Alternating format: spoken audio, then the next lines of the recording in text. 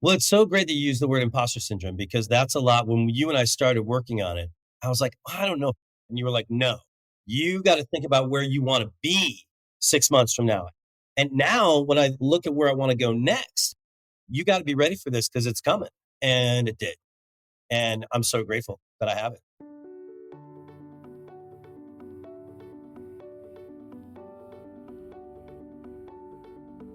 Hello, it's Tony Howell, and I want to welcome you to the podcast. In this month's conversation, we speak with Stef Tovar, an award winning actor, published author, and the founder of the Stef Tovar Studio, an on camera acting school based in Chicago. As an actor, Stef works regularly in TV, film, commercials, and theater, and he splits his time between Chicago and Los Angeles. He also teaches on-camera acting workshops at universities, acting studios, and casting offices all across the country. His debut book, The Map, an actor's guide to on-camera acting, is now available worldwide. But you get some free tips and tricks today. Enjoy.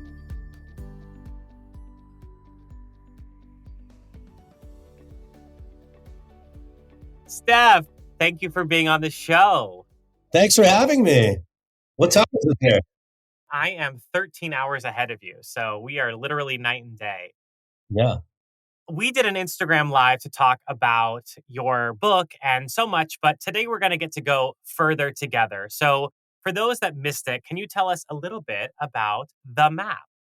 Yeah, the map is a technique that I came up with to help actors audition for television and film jobs. The technique also works for theater. It's a technique where you focus on beats, active moments in your scenes that happen in between the lines rather than just worry about memorizing your lines. And that gives your audition a little bit more authenticity and just sort of relaxes you in the room because you're not just worrying if you're going to get the lines right. So, and it also helps with the specificity of your thought process and the beats in your scene. Makes sense for actors. And then for those that don't, we're filling in the gaps in between those spoken lines. I love it. And I read that you became an on camera coach in 2014. And you just told me prior to hitting the record button that you just got back from teaching at Wright State University. So, that's quite a jump from 2014 to 2022. I want to know how this technique came about. How did you develop it? How did you codify it? Yeah, it's a great question. In 2014, I started coaching actors. I kind of focused on the acting. I didn't really have a set approach. Acting can be very nebulous. Everybody's different. And as I started to put actors on tape, that's when I started to see some specific technical things that I could do to help them. Because when you're in this box, as we know now, because we're all in boxes, thanks to the pandemic, this box has very specific rules that you have to adhere to. And so I was able to shift my approach and offer actors a more technical approach to their work and make sure that their self-taped auditions were translating because I was working with a lot of great actors, stage actors, that when they went to do a self-tape, their self-tape really fell flat and you didn't get to see the great performance that I know that they could do. And by giving them some technical tricks, I was able to sort of help them be more efficient with their self tapes. That's where the technique really came from. I kind of love this because I feel like maybe I have a similar journey where I was an actor and now I do different types of storytelling, like through branding, and yours is on camera. But Steph, I know that my audience is mostly theater actors. And to give everyone listening context, you have a 25-year career as an award winning actor, and you won your very first Jeff Award at 27. And then for anyone that doesn't know, the Jeff Awards are like the Tony Awards in the Chicago theater. So what was that award for? What performance, what role, and what teachers got you to that moment? Wow. So that was for a play called Blade to the Heat by Oliver Mayer. I played sort of the bad guy in the play. His name was Vinal. He was a Puerto Rican boxer. And the play is about, and it's so interesting, back in 1997, this was like controversial, but the play was about a boxer who came out as gay. And I sort of outed him. Looking back at it now, thank God. It doesn't seem like such a controversial moment in time for us, but that's what I won that Jeff Award for. And when I think of mentors that helped me, Gary Griffin was the director. He directed Color Purple on Broadway. He's been a friend and mentor my whole life and really kind of brought that performance out of me for sure and has continued to be a good friend ever since. I love it. We're going to cover much more of your acting career as we progress today. But now that you have crossed over to the other side of the table and you're also a teacher and a coach, what would you pass on to a young Stef Tovar? Let's just say 1997 Stef Tovar. What does he need to know now about moving into TV and film? Give us a nibble of the technique that's inside the book. The book really came from the mistakes that I made and the things that I didn't know when I was young. Like when I got out of college and I didn't really understand how I looked in this box and how that works. The thing that I would tell my 27-year-old self is that whether you're auditioning for musical on self tape or a television show, on camera acting is all about watching you think and process rather than show. So you've got to switch your mindset to an active thinking mindset. I like to tell stage actors, and especially musical theater actors, that it's kind of like you rehearse a show, you do previews, you open the show. That show after opening, where you show up and it's a job and you just walk on stage and you're just thinking like your character, that's where you need to be when you do a self tape, whether it's for theater or for television and film. So it's really about actively thinking and allowing the camera to see that by not eye locking, by using a little technical trick I call the thinking place, which is just slightly off camera here. When you see an actor using a thinking place, you can see inside their head rather than when they're eye locked trying to be a good scene partner. So little technical tricks like that are outlined in the book, which can help stage actors sort of learn that new on-camera language. Love it. And if anyone's listening to audio only, we'll have a video clip of what Stef just demonstrated available on Instagram. Amazing. Now, Stef, you and I have had private conversations, but I know that I'm not alone, that there are authors and future authors listening to this podcast. So what advice would you share from that publishing journey? Wow. It was such an interesting journey. I wrote the book during, right before the shutdown of the pandemic. And then I refined it during that time. And in May of 2020, I sent the book out to 10 publishers, knowing that I really wanted Applause Books. That was the one I really wanted because they had Michael Caine's book and all of Sondheim's work. But it was a weird time. And I didn't hear anything. The whole industry was shut down until August. Then it ramped back up and they wanted content, a lot of it. And because I was in the movie Contagion, which was on CNN you know, every day during the pandemic, clips of it. I think my 15 minutes of fame when I did that movie, I was the doctor that told Matt Damon that Gwyneth Paltrow is dead. I think my 15 minutes of fame extended into 20, and I was able to get a response from Applause because of Contagion. And even when I got the response, I didn't hear back. I had to kind of chase them and then, oh, yeah, we have an offer for you. But I'll tell you what, that whole process, I spoke to one person on the phone 2 times, the entire publishing process. I did everything else was over email. I never really knew if someone even from Applause had read the book. They were going through a transitional period and it was not at all what I thought the publishing process would be. So what I would say is a word of advice. Make sure that you don't just rely on the publisher to help you with your book, which I definitely did not. I gave it to people who I knew I could trust to read it and really tear into it and tell me the truth about what I had written and what I needed to fix. And if I hadn't done that, I don't think it would have been a very good book. So, and there's a lot of luck too that came along. It was just timing. And also there just isn't a book out there to help actors with self-tapes and with, basic on-camera technical tricks to make that transition from theater to TV and film. So it was just the right book sort of at the right time too. I love it. And where can people purchase the book? They can go to my website, which was created by Tony Howell, and it's steftovar.com. There's a lot of different places you can get it. You can also get it at the Drama Bookstore in New York. You can get it on Amazon. We try not to buy too many things from Amazon, but yeah, there's a lot of different ways for you to buy it. You can find all those ways on my website. Now, I feel like I know you, but there's so much that I don't yet know. So I'm excited to dive into some questions today And you know that one of my mantras is honor your past. So I know it's no longer in existence, but you had a theater company for many, many years, a very successful theater company. Tell us about Route 66 Theater Company. How did it come about? Beginning, middle, and end, please. Wow. Okay. So I lived in LA for 6 years. I had a buddy out there, Johnny Clark. He has a successful theater company called Versus Theater Company, VS. He kept telling me he was trying to get the rights to this play called On an Average Day by John Kolbenbach.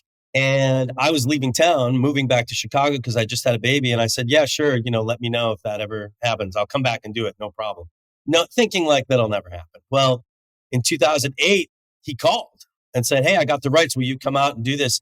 And maybe we can get it produced in Chicago too. And I said, okay, not really knowing how that was going to work. I was doing a musical at the time called Newt Rockne All American, which was a story of Newt Rockne, the football coach, and I was playing Newt Rockne. And I would do the show and then fly to LA, rehearse in LA, and then fly back and do the show. I did that for like a month. I was an insane person. We had a very successful run in LA, a sold out run, Critics' Choice, all this stuff, the play On an Average Day.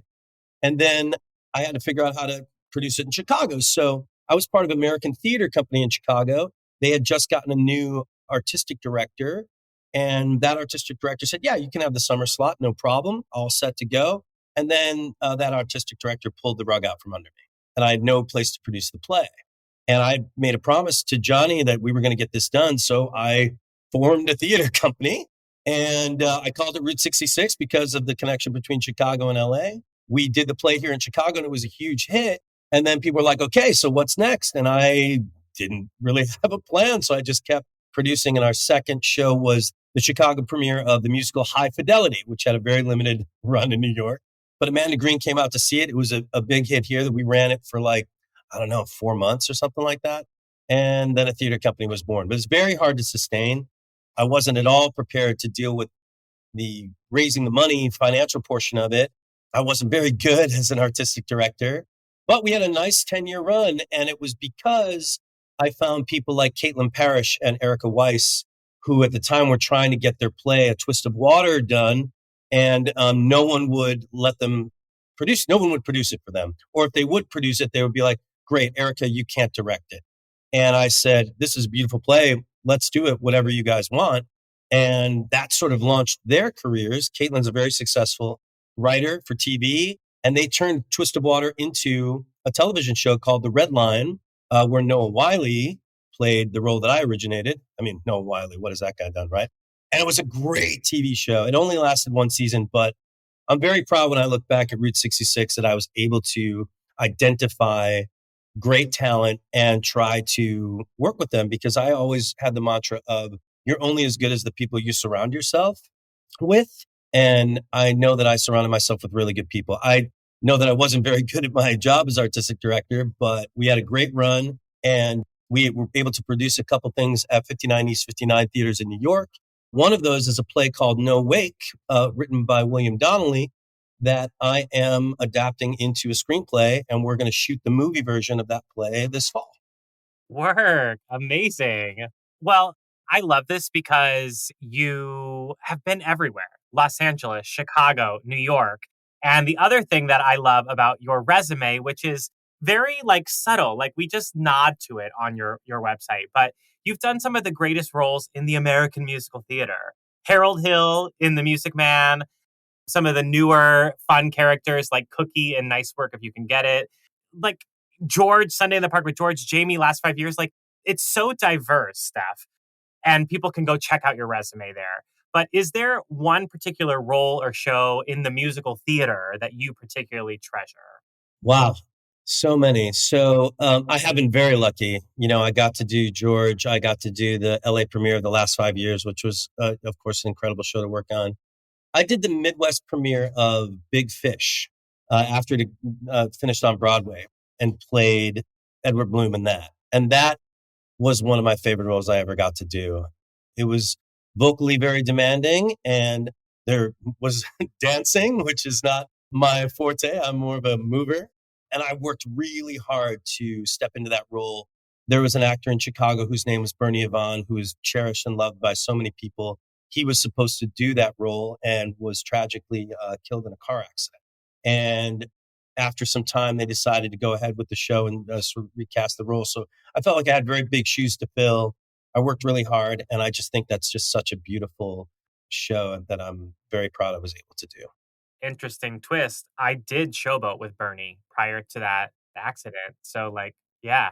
Yeah, I mean, it just we lost a great, and he was just, as you know, just a wonderful human, outside of being a dynamic performer, and he's still very, very missed. Mm. Yeah. Well, with you being all across every genre, what do you love? Let's just say, yeah, tell me what you like about on camera, what you like about musical theater, what you like about legit theater. What are the pros and cons of all of these different playgrounds? Yeah, they're also different, and I think I've definitely learned to be more comfortable in front of the camera and sort of understand that world a bit more. So I really love being on set. Those jobs in Chicago, it's tough. There's only 4 casting directors here. It's and with the pandemic and stuff, I've been lucky to have a couple of jobs in the last couple of years, but that's it. I'm getting ready to step back into a rehearsal room. I'm doing my first show at the Goodman Theater. We start rehearsals May 4th. It's a new called Life After, written by Britta Johnson and directed by Annie Tip. I don't know how to pronounce her last name. I think it's Annie Tippy. I've just been corresponding with her over email, and we're very excited to start rehearsals. I'm understudying a gentleman by the name of Paul Alexander Nolan, who's a Broadway guy. He did the role of Guy in Once on Broadway, and I'm looking forward to meeting him. He's not going to be there for the first 8 days of rehearsal, so I'm going to be holding the chair down for him. It's the only male role in the show. It's a beautiful musical about a 16-year-old girl who loses her father in a car accident on her 16th birthday after they've had a fight. And she tries to piece together what happened that night and ultimately learns how to forgive herself. It's gorgeous. And I'm so thankful to be a part of it. So I love the purity of a musical. There's something about doing musicals in LA that I really loved, because when you went to see a musical, you went to see it because you wanted to see it and you loved it. When you did one, you didn't do it because you were hoping an agent would see you and cast you in something else. So I just feel like it's this genre out there that has a purity about it where it just kind of stands on its own. And, I got to do Floyd Collins and Evita and some great shows out there. I just kind of love the purity of that genre. There's just nothing else like it. And now we're getting to see some really good movie versions of musicals. And I love to see the crossover between the two mediums. I thought West Side Story was just incredible, right? What about theater without music? What about that? What do you like about that? Oh man. In 2019, I had a good year of working from show to show to show, and I got to do some plays and some nice ensemble plays too, working together with a group. And just the stillness and the quiet in a theater when you're creating a moment without music, without anything, right? And the power that you feel when you've got all those eyes on you and, holding a moment. There's also nothing like doing a play, you know? And I've been lucky enough to be able to do plays and musicals and television and film. So, Something that I think that your book highlights, that I know that we're all talking about in the industry, is that you don't necessarily have to be in New York City or LA anymore because self-tapes are global. So I am interested to know, what is it that makes Chicago home for you? What do you love about Chicago? And maybe if there is a listener, because I know that I have students in Hong Kong and Poland and all over the world, what kind of encouragement can you share to someone who may not be based in New York or Los Angeles or Chicago or Atlanta or any of these major cities for entertainment? listen, I was born in Chicago. I was raised here. I lived and worked here for 10 years before I moved to LA. I love this city. It's home, you know, and it's got such a great theater scene and now an amazing television and film scene as well. But the great news and I tell this to my students, the great news now is back in the day when you wanted to be on TV, if you weren't on ABC, CBS, NBC, or Fox, you weren't on TV. Those were your only options. And there was a pilot season, and everybody had to go out to LA for pilot season to try to get that one pilot that would maybe get picked up. And those were your only chances to be seen for television and film. Well, now the industry has exploded, and there's Netflix and Amazon and Apple and all of these different ways to be a part of a television show or miniseries or film. There's movies that are made that go straight to streaming services. And with self tapes, and I know some actors resist self tapes, but with self tapes, you can get seen for anything from all over the world.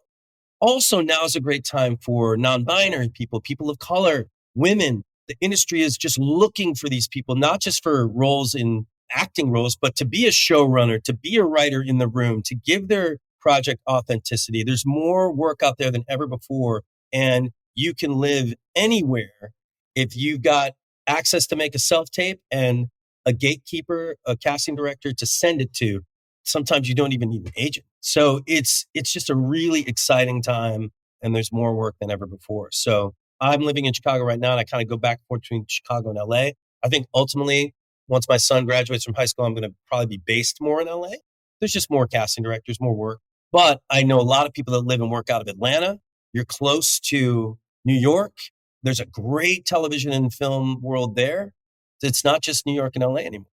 I know that there are probably also parents and future parents in the room. So this is a bonus question for you, but for someone that is looking to still maintain their artistic career and become a parent, what words of advice would you give to them? Because I just love that you're like, yeah, I'm blown away. You're successful.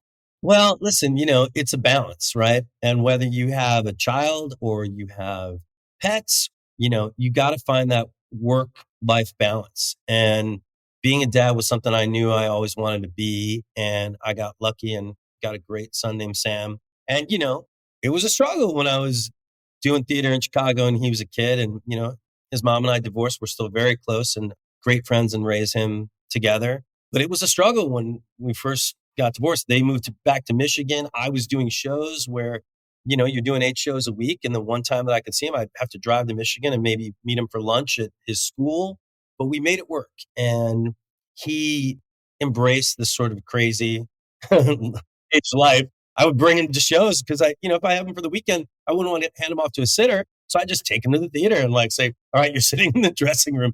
And I mean, he's been in so many dressing rooms with me and chilled out and casts love him because he's a good kid.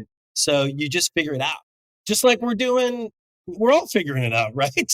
So whether you have a child in the mix or two, you figure it out. And I think in order to go down this path, you gotta love this business. If you didn't, it's too hard.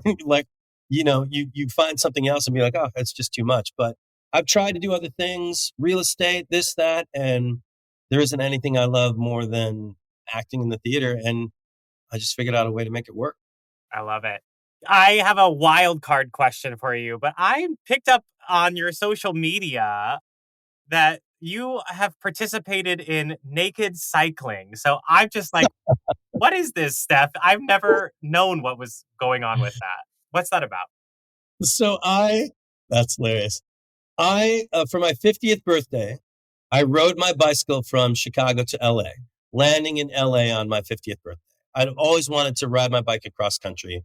And so I said, I'm going to do it. It was during, the pandemic. It was fall of 2020. And I did it in 32 days. And I reached out to a lot of people who have done long distance cycling to get some advice. And it wasn't until I was almost on the road and Courtney O'Neill, who's a set designer from Chicago, I think she lives in Paris now. She's like a pro cyclist, like racing, and had also ridden across the country several times. And she said, well, if you're doing this ride, you have to do the naked mile. And I was like, what's the naked mile? And she said, so you got to find a patch of road where there's not going to be a ton of cars, and you got to go for 1 mile naked, with the exception of your shoes because you're wearing cycling shoes. So I forget where we were. We were in Katie Sarah, who's my best friend, and she was my companion as we did this trip, along with our dog Sophie. Rode behind and filmed as I did the naked mile. There was one car that passed me when we were in the middle of nowhere, California, because Route 66 is very obscure now. Some of it doesn't even exist anymore. We were in the middle of nowhere and the naked mile happened and it got a little tense there at the end because it started to be an incline. So you obviously can't sit down when you're doing the naked mile because that's a little rough. So I was standing up on the pedals and it was very exhilarating and made it happen. So you only live once. I love the freedom.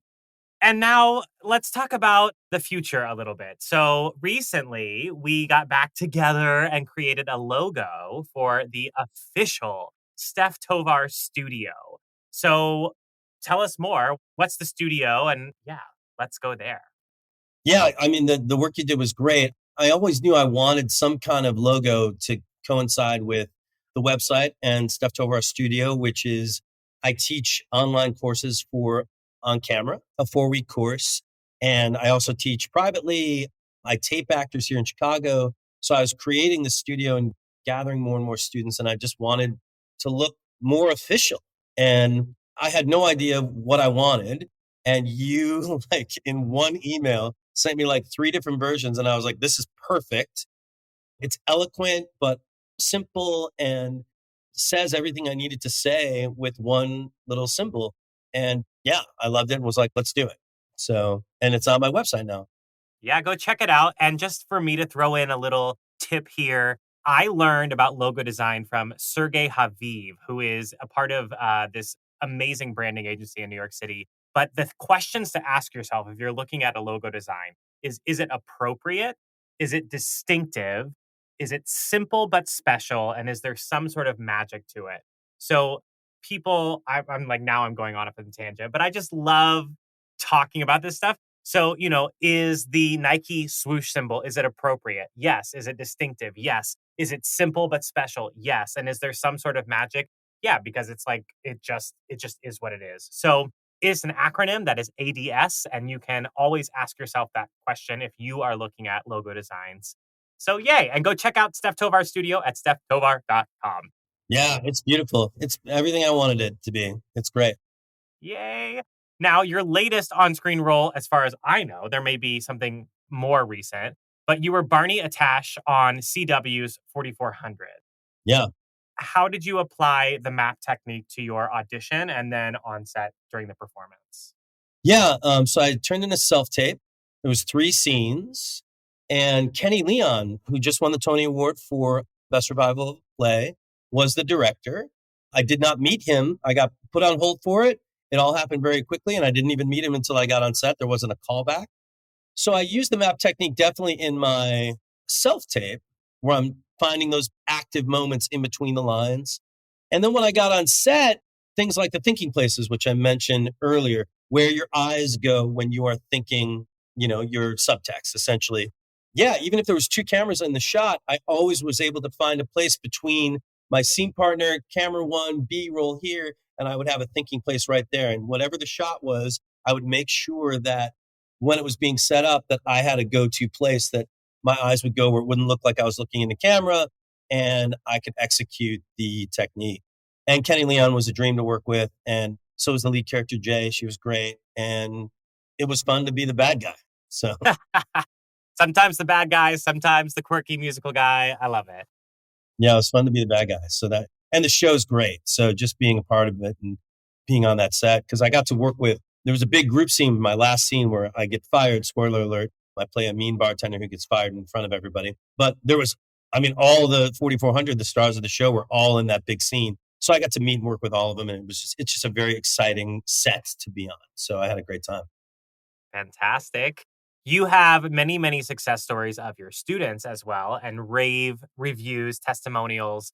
So, can you just highlight? I know that might be tricky, so you don't have to pick one, but can you highlight one of your students and share one of their success stories? It's so funny. The thing that I love to hear the most is that Steph, I feel so comfortable now doing self tapes. They're not a burden anymore. I feel like I can crank them out and I know what I'm doing. That kind of feedback I get on the regular, which is great. Actually, it's so funny, but I coached a rap artist named Che Rhymefest Smith on a movie called The Public, which was directed by Emilio Estevez. It's the first time Che and I met. His manager at the time had heard about me and set up a meeting, and we immediately hit it off, and I coached him on his performance in that movie. And a week ago, he kind of called me out of the blue. He's a world traveler. He does so many different things. He's like, Steph, I got this film audition. I don't do a lot of auditions, but I really love this film and this role. Will you help me? And he came over, and we spent the whole afternoon. Of course, we did his self-tapes. It was 3 scenes, but we just talked. We talked about life and what's been going on. And my son got to meet him. And, this is an Oscar and Grammy and People's Choice and award winner, and one of the most just humble, great guys. So I'm very proud to not only be a coach of his, but also a friend because he's just a really good person. Likewise, I feel the same about you. And for people listening, I will embed that Instagram post alongside this episode so you can check it out. Steph, you've been teaching for this continued pandemic. You've been teaching on camera technique via Zoom, which makes sense, self tapes and whatnot. But for someone who's like skeptical about taking a class online via Zoom, how does that work? What is the structure of this class? It's so interesting because I've done both now. I've been in the room, and the reason why virtual works better for this is my goal as a teacher is to get you to be able to tape your auditions yourself at home without me. I mean, certainly you can pay me to coach you and you can pay me, you can come to Chicago and I'll tape you. But, with self tapes happening, sometimes 3 times a week, you want to be able to do this at home and you can. And so I teach you how to create a great setup and teach you the language of this box so that you can direct yourself. You don't benefit from having me in the room because you ultimately want to be able to do this on your own. And I can do that all by meeting virtually. I just need to highlight too, I think the mark of a great teacher is that they want the student to graduate per se, like move on and not need them. So thank you for being a great teacher. Oh, thank you. No, I love it. And I love watching other people I love when I teach the 4-week class, I love the last class where it's like, okay, here you were in week 1 and now look at your work. And it's night and day. And they're the ones that did the work. Can always point back to that and they're like, thank you so much for giving me this. I'm like, you did it. You did the work. And that's the thing I love about self tapes. It's a little like math or music where you're either on pitch or you're not. And when you execute a self tape, things either land or they don't. And I can show you why that is and help you with just some technical tricks, figure out how to make it better. Now, I know from building your site and just seeing what you're posting about that, like those intensives, they might not be happening for much longer. So can you tell us about what you are able to offer people as your schedule picks up with your Goodman show and all the things you're doing? Yeah, I mean, I really wanted to set aside the month of May, especially and tech into June to just be focused at the Goodman, even as I'm the understudy. It's been a while since I've been in a theater and I wanted to give myself that time. That said, I'll probably kick up another one, towards the end of June, but it's a commitment because we do, 4 weeks, a weekly class every week. And then I'm assigning scenes. I'm working with every single person in the class one-on-one for a half hour a week. So it becomes a full-time job in and of itself. And I want to make sure that I'm able to dedicate that time. So I'm just taking a little bit of a break while I get the Goodman show up on its feet. Fantastic. And I need to highlight, I'm selling you. You offer notes on self tapes. You offer private Zoom coaching. If they want to fly to Chicago, you'll put them on tape and everyone can go to Stef Tovar to learn more. StefTovar.com. Yes. So I obviously wanted to have you on again to celebrate your book, which I'm just jealous that you have a book out in the world. It's coming from, I will be birthing a book very soon. Yeah. Talks about it. Yes, it's coming. Now, you also were a student. You worked with us as a client, but also as a student inside Smartest, which is the class that I teach on social media for artists. So I just want to know, has your social media changed since taking that class? It's so interesting because I took Smartest and it was in the fall and I had a plan to sort of do all of the things that I was given. And I still have that plan, but I ran into some tough times in the fall. My father passed away and then it went right into the holidays. And then I started back up with teaching. Now I'm going to go back and apply that game plan to the website, to the social media. And also I'm coming up with some new teaching models, including working with high school students, teaching them to how to self-tape for their college auditions and to try for high school kids who want to get an agent, what that audition tapes should look like. So I'm coming up with more content.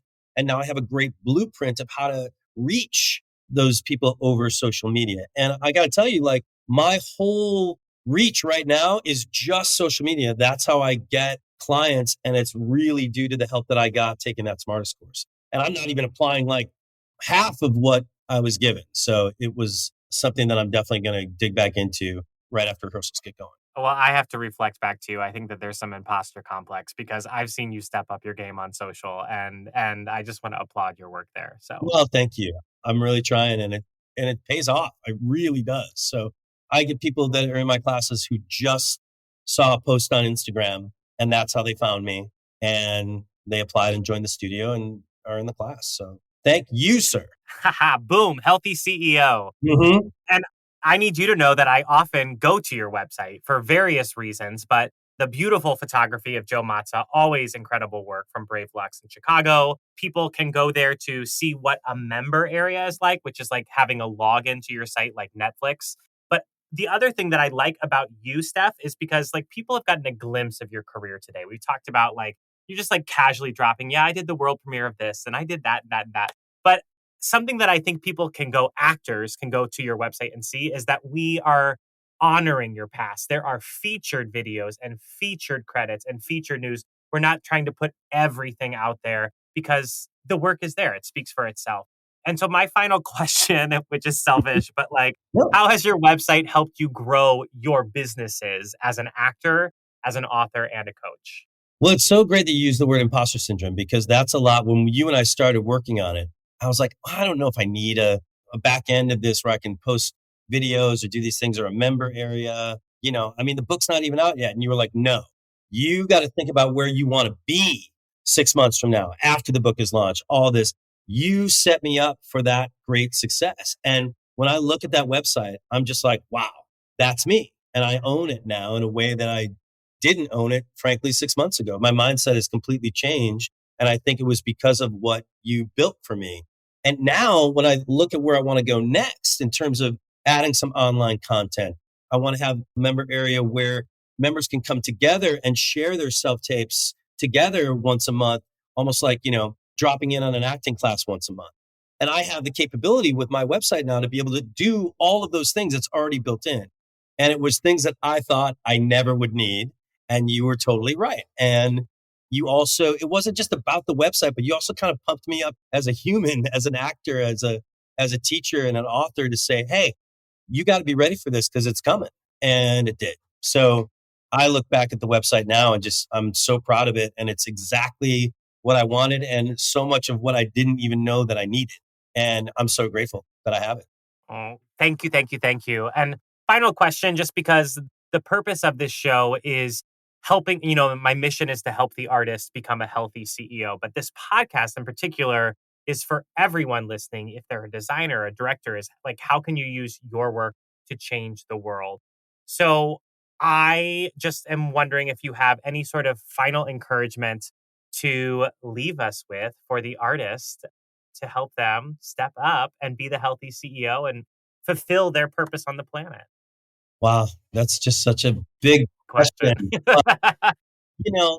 Part of being a good on-camera actor, and whether you're self-taping for Broadway or you're self-taping for a television show, is trusting yourself.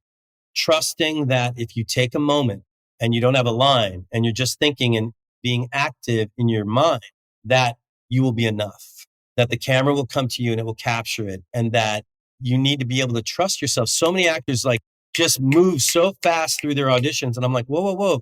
And that's about trust. I went through the same thing. I was like, if I didn't say my lines quickly, I'm going to lose my audience. No, you are just as talented, more talented actually when you're not speaking than when you're speaking when it comes to a self-tape. And it all goes back to that self-belief and mindset that you're capable of this. So I would say whatever your art is, just believe in yourself and flip that mindset from what you think you might be capable of to this is mine. It's already out there for me. I deserve to be and have a place in the world, and this is what it is. And it's really just about instilling that confidence in yourself. And, I know it sounds corny, but you really helped me with that. I don't think that I would be as confident as a teacher, as an author, if I didn't go through this process with you.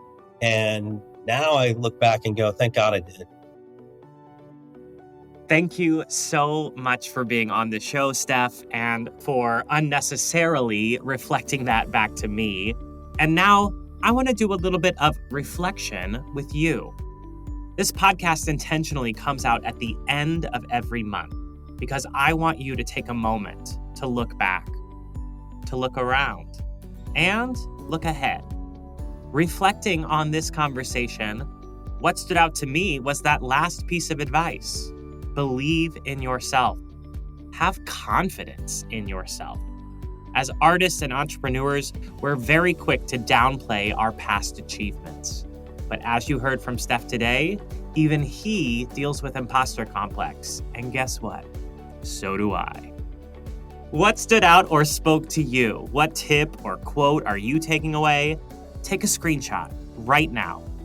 Now share your takeaway with Stef Tovar and Tony Howell by tagging us on social media.